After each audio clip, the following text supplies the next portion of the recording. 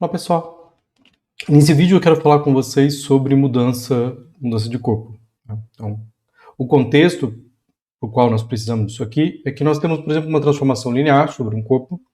Tá? E daqui a um pouquinho, né, nós vamos buscar entender os autovalores dessa transformação linear, como vocês sabem. Para isso nós temos que resolver o polinômio característico. Tá? E resolver polinômios, né, é muito mais fácil, muito mais interessante quando a gente está sobre um corpo algebricamente fechado. Tá? Então, se eu não estou sobre um corpo algebricamente fechado, a primeira coisa que acontece é que eu não consigo resolver o polinômio, eu não tenho as raízes dele, ele não se fatora, e isso é um problema. Então, o que nós utilizamos, isso é uma ferramenta comum na álgebra, né, é pensar que nós estamos sobre um corpo algebricamente fechado, é transformar os objetos que nós estamos considerando para um corpo algebricamente fechado. Então, é nesse contexto que a gente vai falar um pouco no vídeo de hoje. Então, nós vamos considerar um espaço vetorial sobre um corpo e nós queremos trocar esse corpo. Nós queremos trocar para uma extensão ou trocar para um subcorpo. Então, nós queremos ou aumentar ou diminuir, nós precisamos desses dois processos para poder estudar os espaços vetoriais das transformações. Eu preciso aumentar esse espaço, depois eu preciso reduzir para ver o que eu obtive ao aumentar e ao reduzir. Tá? E, especificamente, nesse vídeo, né, eu vou falar fundamentalmente do processo de passagem dos números reais para os números complexos. Tá? E vou fazer um pouco de comentário sobre o contexto mais geral. A gente vai ficar um pouco mais especializado no processo de passar dos complexos para os reais e dos reais para os complexos, que esse vai ser o resultado que a gente vai precisar mais fundamentalmente. Né? Então, feito esses comentários, né, vamos lá. Né? Bom, tá? O processo de mudar o corpo sobre o qual o espaço vetorial está definido, na verdade, muda o espaço vetorial. Isso é uma coisa fundamentalmente da gente pensar. Né? Lembrando que, ao falar de espaço vetorial, nós estamos falando de um espaço vetorial sobre um corpo, nós estamos falando sobre operações sobre esse corpo, tá? Então nós queremos, na verdade, construir um novo espaço vetorial sobre um corpo diferente, mas que se pareça, e aí tem o que significa se parecer, né? Sobre o corpo novo que eu vou considerar, tá? Bom, a primeira coisa que a gente vai fazer é começar pelo processo mais simples, que é o processo de passar dos complexos para os reais, tá? Então, esse processo vai ser chamado de descomplexificação, né? A gente vai descomplexificar o espaço vetorial, nós vamos descomplexificar as transformações lineares, tá? E esse processo é relativamente simples, tá? Se a gente lembrar precisamente o que era um espaço vetorial, né? Um espaço vetorial, como a gente viu, ele é uma estrutura algébrica com uma estrutura auxiliar, que é o corpo, e com duas operações. Uma delas, né, que é a operação de soma de elementos do espaço vetorial, não envolve o corpo. Então, quando eu for modificar o corpo, essa operação eu não vou mexer. Tá? Então, ela vai permanecer a mesma. Tá? O que eu vou querer modificar da estrutura quando eu estiver trocando o corpo é a multiplicação por escalar. A multiplicação por escalar, ela é uma operação que vai de K vezes V em V. E o que eu quero fazer é trocar esse K aqui. Tá? No caso, quando eu estou indo dos complexos para os reais, esse processo é relativamente fácil. Né? Ele é relativamente fácil simplesmente porque os reais, né, vão ser um subconjunto dos complexos. Tá? E como a multiplicação por escalar é uma função, tudo que eu tenho que fazer é restringir essa função a esse subconjunto. Então, eu não considero mais multiplicação por qualquer número complexo. Eu só considero multiplicação pelos reais que estão dentro do complexo. Tá? Ao fazer isso, eu obtenho um espaço vetorial que é chamado de espaço vetorial descomplexificado. Ok? Então, esse é o processo. Tá? Bem simples. Descomplexificar é um processo simples. Nós esquecemos um pouco do que nós temos. Nós podemos multiplicar por complexo, mas nós esquecemos isso e só fazemos multiplicação por números reais. Então, feito todos os comentários, formalizando, né? Dado V é um espaço vetorial sobre C, então V é um espaço vetorial sobre R se restringimos a possibilidade de multiplicar vetores em V apenas pelos escalares em R. Denominaremos esse espaço de descomplexificação de V. Tá? Então, se o espaço vetorial é V, nós denotaremos por VR a sua descomplexificação. Ok? Simples. Ok. Então, um exemplo bem direto, né? A gente sabe que o exemplo talvez mais simples de espaço vetorial que a gente viu é o corpo. O corpo é um espaço vetorial sobre si mesmo de dimensão 1. Né? Então, C é um espaço vetorial sobre C. Mas nós queremos ver C como um espaço vetorial sobre R. Né? Então, nós queremos descomplexificar essa estrutura. Ok? Quando a gente faz isso, o que a gente obtém é o espaço CR, tá? Mas uma coisa que muda, né? Quando eu estava, e eu vou provar isso um pouquinho para frente, o que muda fundamentalmente aqui é que C é um espaço vetorial de dimensão 1 sobre C, mas C é um espaço vetorial de dimensão 2 sobre R, tá? A base passa a ser um I, ok? Então é esse fato aqui que mostra que, na verdade, é uma das consequências. O processo de descomplexificação é simples, mas o preço que você paga é que você dobra a dimensão do seu espaço. Né? Coisas que eram antes linearmente dependentes, né? 1 e I são linearmente dependentes, é só multiplicar por I. Mas agora, quando eu estou sobre R, eu não posso multiplicar por I. Tá? Então, isso passa a ser linearmente independente. Nós aumentamos o número de coisas independentes, nós dobramos a dimensão do espaço. Ok. Tá? Antes de eu provar que eu dobro a dimensão do espaço, eu já vou aproveitar também e definir o que significa descomplexificar uma transformação. Ok? Uma transformação é uma função de dois espaços vetoriais. Tá? Tudo que eu faço é considerar a transformação como a mesma função do espaço V de R em W de R. Okay? Veja que eu não estou mudando o conjunto do espaço vetorial, eu estou mudando a sua interpretação. Né? O que eu posso fazer com ele, a estrutura algébrica de multiplicar pelo corpo, mas eu não mudo o conjunto permanece o mesmo. Tanto V como W permanecem os mesmos conjuntos, só que agora eu só tenho operações nele sobre R, quando eu estou considerando VR, e sobre R, quando eu estou considerando WR. Tá? Eu restringi as operações sobre ele, mas o conjunto permaneceu o mesmo. Então a função de V em W continua sendo uma função de V em W. E, como ela era linear por qualquer produto de um número complexo, se eu estou multiplicando só por números reais, ela vai continuar sendo linear. Okay? Então, essa transformação que vai do espaço VR a WR é chamada de transformação linear descomplexificada, e nesse caso a gente coloca o R em cima.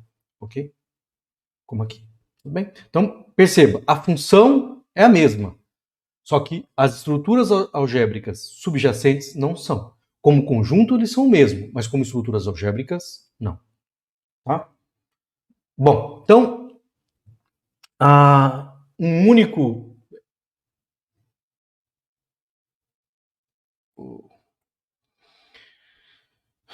Acho que a minha câmera deu uma piscada aqui. Tá? Há um único teorema que eu quero provar para vocês que é relevante sobre o processo de descomplexificação, que é esse teorema que eu estou apresentando aqui para você. Né? Esse teorema vai nos dizer duas coisas. Primeiro, ele vai me dizer que quando eu descomplexifico, eu dobro o tamanho do espaço vetorial. Na verdade, ele me dá uma descrição da base. Se E1 até N é uma base, então quando eu descomplexifico o conjunto E1 até N e E1 e N, passa a ser uma nova base do espaço vetorial. Então, além de considerar os vetores E1 até N, eu preciso considerar os multiplicados por I. Então, desse modo, eu dobrei a dimensão do meu espaço. A outra coisa interessante, né, é que se eu tenho uma matriz que representa uma transformação complexa, né, uma matriz da forma B mais IC, né, toda matriz complexa é dessa forma aqui, eu vou querer escrever qual é a matriz que representa a transformação descomplexificada. Tá?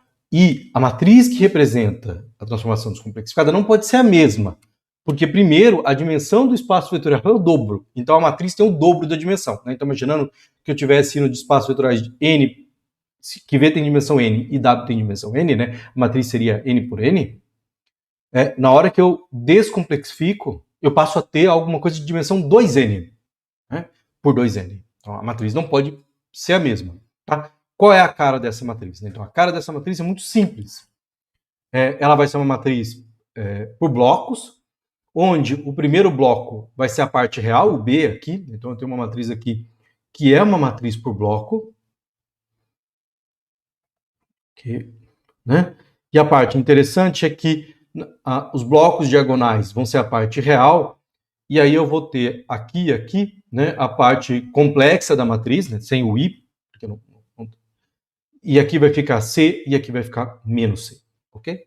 Então, essa é a cara da nova matriz, da matriz da transformação descomplexificada. Tem que ter dimensão diferente, né? Isso é importante a gente observar, ela tem o dobro das dimensões. Ok? Beleza. Esses dois fatos têm demonstração extremamente simples. Na verdade, o A é onde está a essência de tudo, porque na hora que eu vejo que essa é a base, eu tenho a cara da matriz. Tudo bem? Então vamos lá? Bom, para provar que é base, né, eu vou pegar um elemento x e vou mostrar que ele pode ser escrito, né, como combinações lineares daquele conjunto. Ok? Então, a primeira coisa que eu vou usar é que ele pode ser escrito como combinações complexas da base E1 até N. Né? A E1 até N é uma base do espaço vetorial sobre C. Dessa forma, eu consigo escrever o x como sendo uma combinação linear de AK e K. Tá? Isso daqui vem do fato de que EK, isso aqui é uma base de V. Ok? Beleza. A parte toda interessante agora é que eu tenho que tomar cuidado em olhar as coisas complexas como coisas reais. Então, esses coeficientes que estão aqui, AK, que são coisas complexas, eu vou escrever eles como coisas reais, né?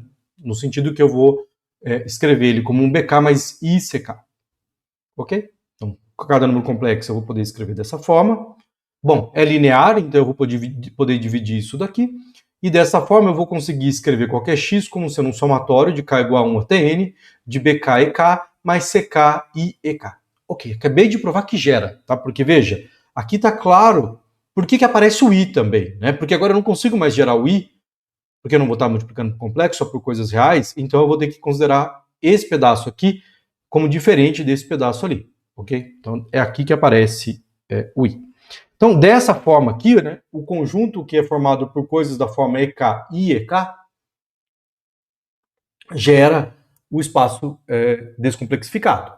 Tá? Então, agora, tudo que eu tenho que fazer é mostrar que ele é LI. Então, vou considerar uma combinação linear, que deu zero. Então, eu tenho uma combinação linear aqui que dá o zero. E tudo que eu faço é agrupar esses termos aqui, BK e CK, né, de modo a escrever essa equação como uma equação complexa, mas sobre os complexos, esse conjunto é LI, então esses coeficientes BK mais ICK tem que ser zero.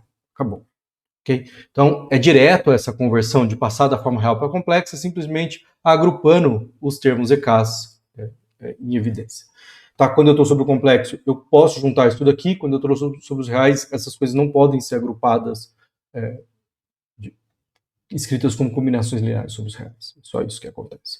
Bom, então, nós acabamos de provar que a base é dessa forma. E1 até N, I de E1 até I de N. Tá? Então, agora nós queremos escrever a matriz, mas nós já sabemos como a matriz A age sobre esses vetores. Tá? Então, é simplesmente olhar com um pouquinho de atenção o que vai acontecer inicialmente e depois escrever isso como matriz. Ok? Então, vamos calcular o t calculado nos vetores E1 até N, para a gente ver o que está acontecendo, né? O que acontece quando eu calculo isso daí, né, é que cada vetor desse daqui, o E1, vai ser elevado em B mais I, C, F1 da coisa, porque essa aqui é a matriz de T, certo? Então, isso me dá o que está acontecendo. Então, isso aqui já me dá a parte real da matriz. Então agora eu vou olhar o que acontece na segunda parte da base, que é dada por IE1 até IN. Quando eu calculo T de IE1, até IN, né? Para esses vetores aqui, o que vai acontecer? Esse I sai para fora, né? Então aqui vai ficar BI menos IC. Então menos C mais IB, calculado nos vetores que deveriam dar da base de W. Acabou. Tá? Então, se quando eu calculo nesses vetores está dando dessa forma, né? Tudo que eu tenho que fazer para escrever a matriz nessa nova base é pegar essas coisas aqui e colocar como coluna. Tudo bem? Observando que a base do novo espaço, né, do espaço, eu estou considerando de V para W, é isso?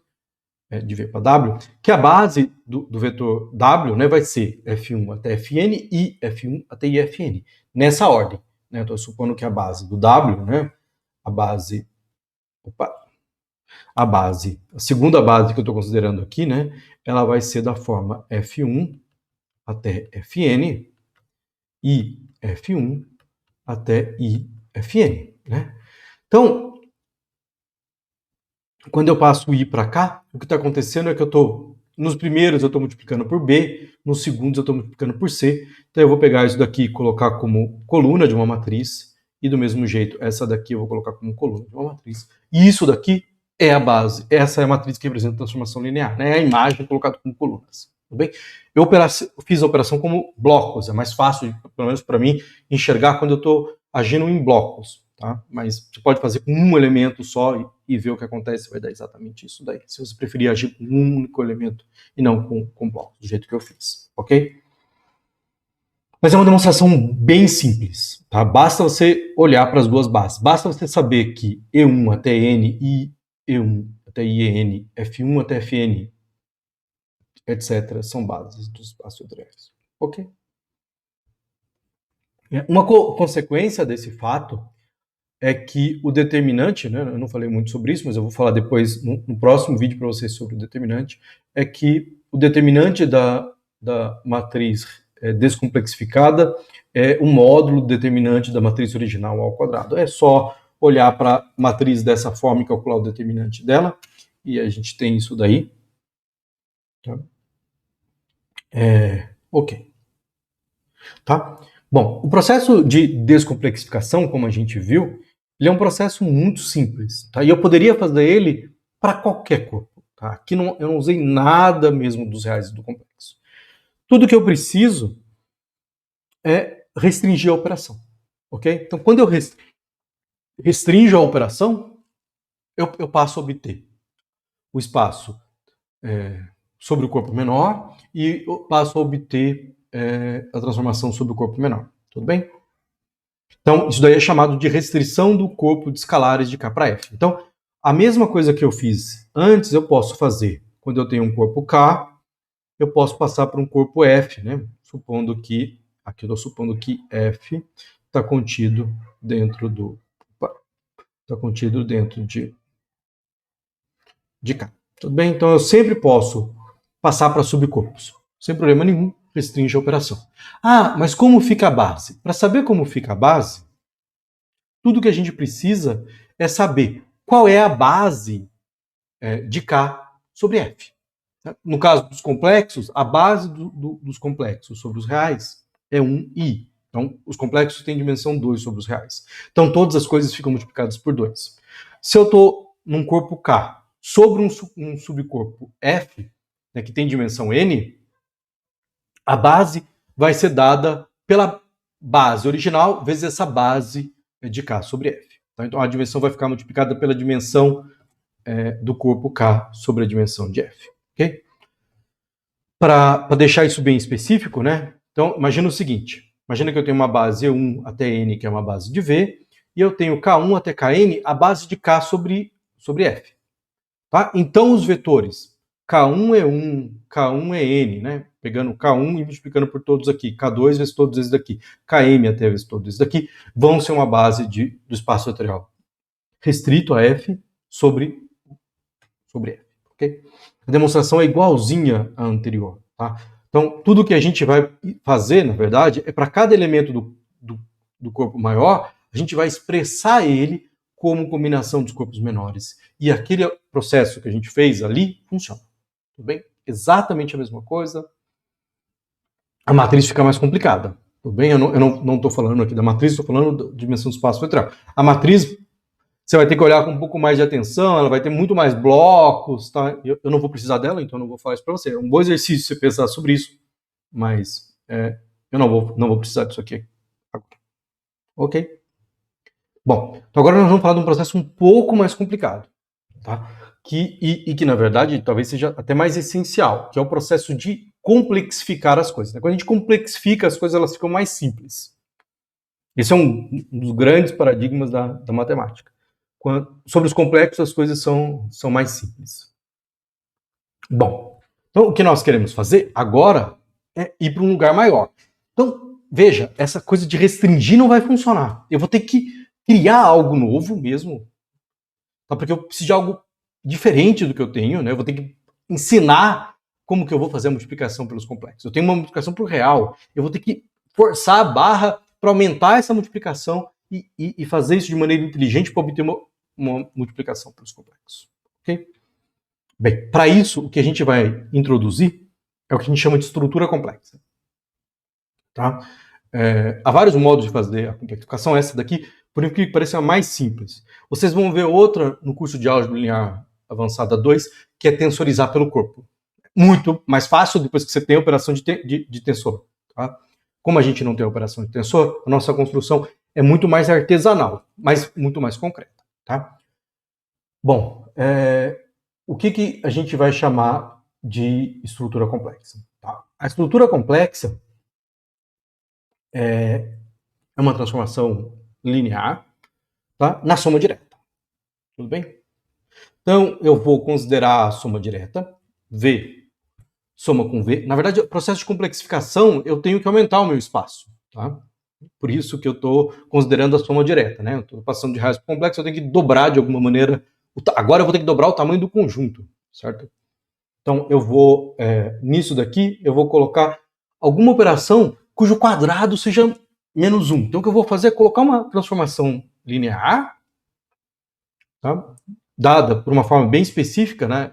Ela age no primeiro e o segundo, ela troca a ordem dos dois vetores da soma direta e troca o sinal do segundo. Então, j de xy é levado em menos yx, ok?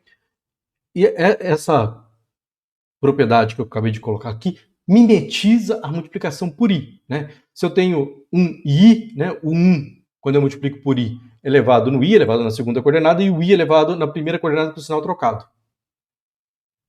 Ok? Então, nós estamos mimetizando o que acontece quando eu multiplico por i. Né? É isso que eu estou tentando fazer, ao complexificar alguma coisa, introduzir um i. Tá? Então, eu considero esse operador, e observa que esse operador ao quadrado é menos 1. É muito fácil, eu calculo ele duas vezes. Né? Ele troca a ordem. Na hora que eu troco, segunda vez eu retroco, o sinal de menos que aparece desaparece. É isso. Tá? Então, o j ao quadrado vai dar menos 1. Aparece não. Desaparece não. Aparece no primeiro e depois aparece no segundo. Tá? Não é que desaparece. Então, j ao quadrado é igual a menos identidade. Tá?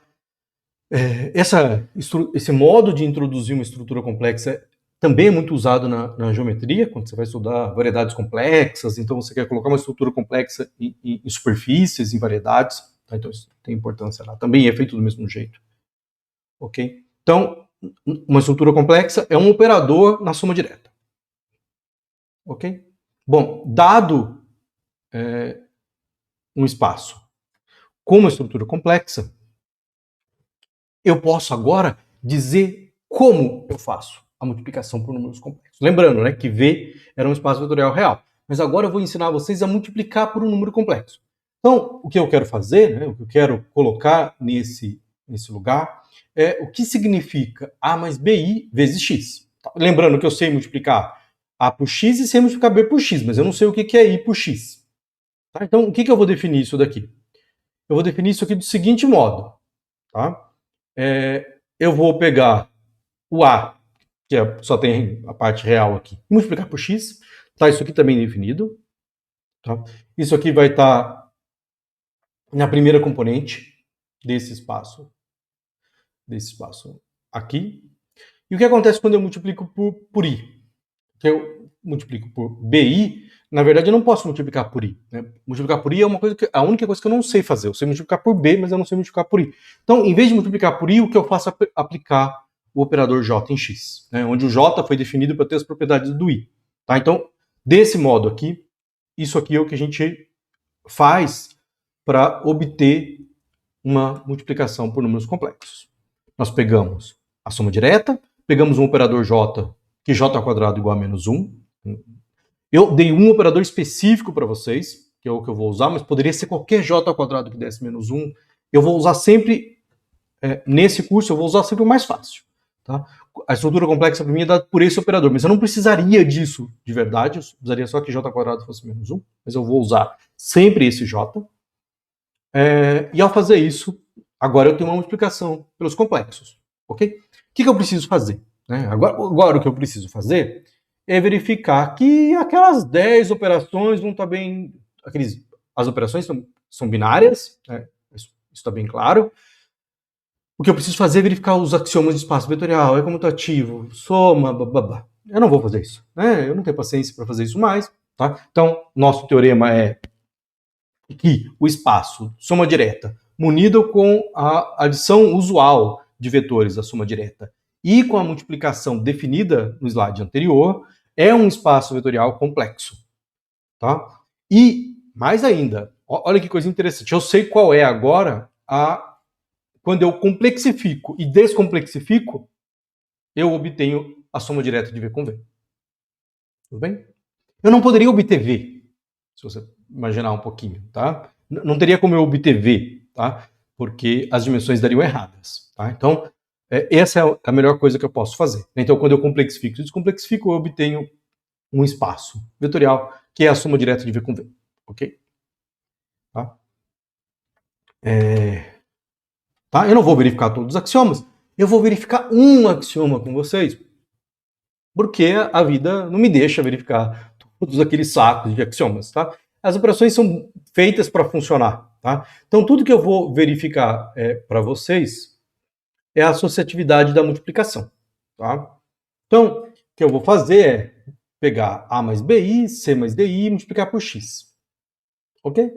Bom, lembrando que multiplicar por X é calcular o J, tá? Então, isso daqui vai dar CX mais D, JX. Aí eu vou ter que multiplicar A vezes BI vezes CX mais DJX, ok? Isso daqui, né, multiplicar por A, tudo isso daqui, dá A CX mais D BJ, multiplicar BI por isso daqui, então mais aqui sobrando, vai dar o quê? Vai dar B vezes C, B vezes J calculado em CX, mais D, B vezes D,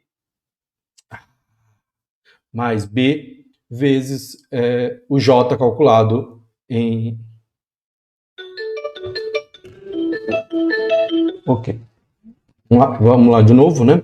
Então, na hora que eu for calcular o B vezes isso daqui, né? O que eu vou obter? Né? O B vezes o CX, que vai dar B vezes J de X. E depois eu vou ter que calcular o B vezes o DJ de X, né? Que vai dar B vezes o J calculado em tudo isso aqui, que está aqui. Agora nós vamos usar as propriedades de linearidade do J. Né? Então aqui eu vou poder multiplicar por A, aqui o B e o J de X, eu sei o que vai dar, vai continuar dando J de X, aqui eu vou poder botar o A na frente, então eu estou usando só propriedades de que eu estou sobre os reais, e sobre os reais eu tenho todas as propriedades que eu espero, certo? E depois eu vou ter que usar aqui, né, que J de CX vai dar CJ de X, e J de J, que é o que eu defini fundamentalmente, J ao quadrado é menos B vezes D. Então, tudo bem. Bom, agora eu agrupo os termos que não tem J e agrupo os termos que tem J, certo? Na hora que eu agrupo os termos que não tem J, eu obtenho AC menos BDX. Na hora que eu agrupo os termos que tem J de X, vai dar AD mais BC vezes J de X, tá? Isso daqui é o quê? Né? Isso daqui é AC menos BD. O que significa AD mais BC J de X? Né? Isso daqui significa a mesma coisa que AD mais BCI multiplicado por X, porque essa, estou usando a definição para o lado oposto ao usual.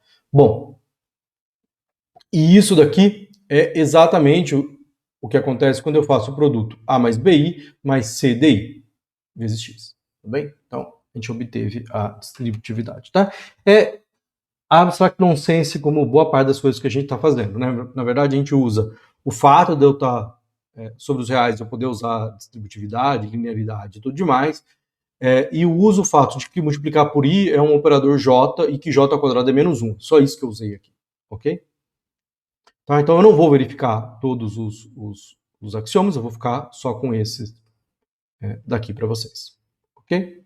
Bom, esse espaço vetorial que a gente obteve, né, vai ser denotado por V elevado a C, vai ser chamado de complexificação do espaço vetorial V. Tá? É importante a gente ver que, como conjunto, o espaço complexificado é a soma direta de V com V, tá? Onde essa soma direta acontece sobre R, mas não sobre C. Sobre C, ele é só um espaço vetorial. Sobre R, ele se decompõe como soma direta. É importante a gente ver que essa soma direta aqui, preciso também chamar a atenção para vocês desse fato, é uma soma direta sobre R. Eu posso ver isso aqui como soma direta sobre R, mas sobre C, não. Ok? Sobre C, eu não tenho essa decomposição. Tá? Porque eu não tenho as duas partes. Eu passo de uma parte para outra facilmente multiplicando por I. Tudo bem? Então, mas nós mudamos o conjunto aqui, nós dobramos o conjunto. Tá? Então, quando a gente estava restringindo, a gente não estava alterando o conjunto, a gente estava alterando a estrutura algébrica. Para poder complexificar, eu tive que mudar a estrutura de conjunto também. E a estrutura de operações. Tudo bem? Bom, mas dentro dele a gente tem um V naturalmente mergulhado ali dentro, tá? Que é o conjunto V0, tá? Onde eu estou colocando a segunda coordenada como 0. Dessa forma, a gente pode ver o conjunto V, tá? O espaço vetorial V, como contido dentro de VC. Tudo bem? Tá? Mais ainda, tá? Uma coisa mais interessante que nós temos, que eu já falei no slide anterior, é que quando eu multiplico o vetor V0 por um i, eu pego esse vetor e passo para a segunda coordenada. É isso que o i faz, né? O i passa os vetores da primeira para a segunda coordenada. Né? Então, dessa maneira, eu posso ver o par ordenado xy, como sendo a soma de x0 mais 0y, e eu posso ver isso daí como sendo x0 mais, o que significa 0y? Isso aqui é i vezes y0, tá? Porque o i troca a coordenada. Então, dessa maneira, eu posso ver o par xy como sendo o vetor x mais i, y. Tá? E aí a notação começa a fazer sentido. Então, a complexificação é realmente uma complexificação. Eu passo a ter uma estrutura de espaço vetorial complexo bonitinha ao fazer esse tipo de estrutura. Ok? Beleza. Tá? Uma coisa importante, que é consequência do que eu acabei de falar ali para vocês, é que, veja, como eu disse para vocês, eu tive que mudar o conjunto, certo? Eu passei do conjunto V para a soma direta de V com V. Então, eu dobrei a conjunta, dobrei a dimensão sobre R, mas eu não dobrei a dimensão sobre C. V sobre R e V complexificado sobre C tem a mesma dimensão. Tá? Essa é a primeira observação. E a base é a mesma. Tá? Então, a base era E1 até N, a nova base continua sendo E1 até N. Mas e a segunda componente? A segunda componente é só multiplicar por I. E multiplicar por I não cria vetores linearmente independentes sobre C.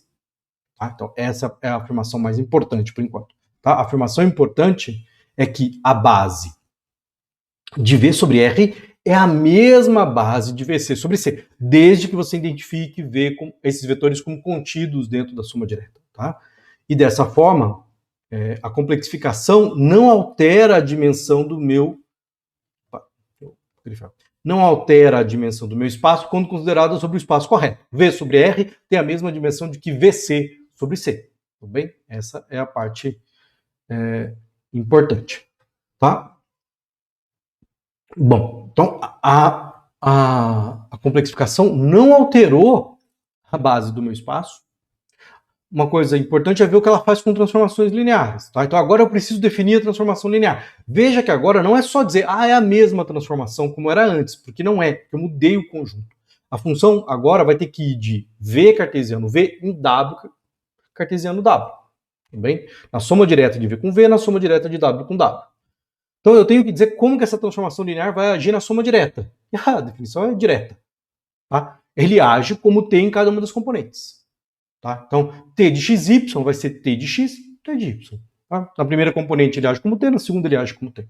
Tudo bem? Essa transformação linear de VC em WC, que em cada componente é T, é chamada de complexificação da transformação. Ok? A parte importante, né, é que, ao fazer isso, ela vai ser uma transformação linear sobre R, e eu vou ter que obter que isso aí é linear sobre C. Tá? Então, a transformação que eu quero construir agora é uma transformação linear complexa. Então, eu tenho que mostrar, na verdade, para mostrar que ela está bem definida, que ela comuta com o operador de complexificação J. Ok? Então, se eu mostrar que comuta com o operador de complexificação, eu consigo tirar o escalar para fora. Tá? O escalar complexo para fora. Tá? E é direto verificar que comuta, T de J, né? Lembrando que o J específico que eu estou usando, né? Isso não dependeria desse J específico, mas lembrando que eu só vou usar esse. Esse J troca as coordenadas e muda o sinal da primeira, então isso vai dar T disso daqui. T em cada componente é T de cada componente. O T de cada componente aqui vai ser o J de T de xy, porque o J faz exatamente o que deveria dar. Então, dessa forma, T de J igual a J de T, e aí é fácil de ver que ela é linear sobre C. Então, nós obtivemos realmente uma transformação linear sobre os complexos. Ok.